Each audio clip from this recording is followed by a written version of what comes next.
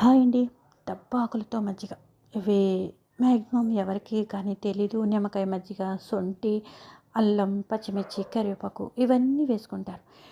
ఇవన్నీ కాకుండా ఇలా దబ్బాకులు దొరికినప్పుడు పల్లెటూరు సైడు ఎప్పుడైనా అవి అలా వెళ్తూ ఉంటే దొరుకుతూ ఉంటాయి మనకి. ఆ దబ్బాకుల్ని ఈ విధంగా మనం కొంచెం స్మాష్ చేసేసి శుభ్రంగా ముందర కడుక్కోవాలంటే డస్ట్ అయితే చాలా ఉంటుంది.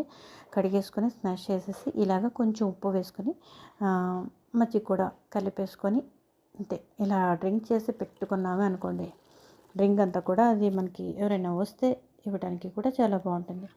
ఇది సమ్మర్లో చేసుకునే దబ్బ ఆకులతో బటర్ మిల్క్ అండి.